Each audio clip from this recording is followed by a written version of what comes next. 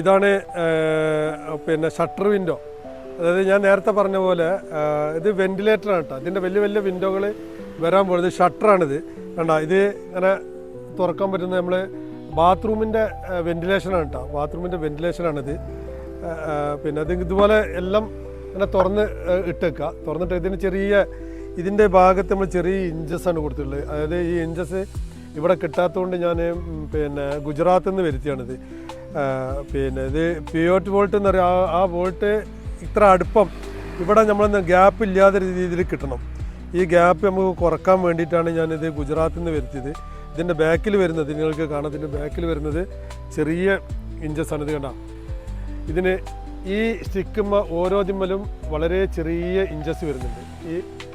അതുപോലെയാണ് കാണിക്കുന്നത്. ഇനി നമുക്ക് പണി ഫിനിഷ് ചെയ്യുന്ന സമയത്ത് ഇതിൽ ലോക്ക് വരും.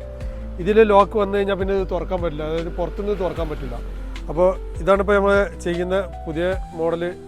ഇതിപ്പോൾ എഞ്ചിനീയറിൻ്റെ നിർദ്ദേശപ്രകാരം ചെയ്യുന്നത് കസ്റ്റം ബേസ്ഡാണിത്. അത് കംപ്ലീറ്റ് ഇതുണ്ട. ഇതെല്ലാം നമ്മൾ പറഞ്ഞ രീതിയിൽ തുറന്നു വെക്കുക. ഇതിങ്ങനെ തുറന്നു വെച്ചാൽ മൊത്തത്തിൽ തുറന്നു വെക്കുമ്പോൾ ഇങ്ങനെ ഉണ്ടാവും. അത് ബാക്കിൽ നിന്നാണ് തുറക്കൽ. കണ്ടാ, ഇതുപോലെ ഉണ്ടാവും. ബാക്ക് നല്ല എയർ സർക്കുലേഷൻ നല്ല ഉഷാറായിട്ട് കിട്ടും. നല്ല ഭംഗിയായിരിക്കും കാണാൻ. പുറത്തുനിന്ന് കാണുമ്പോൾ ഭയങ്കര ഭംഗിയായിരിക്കും കാണാൻ.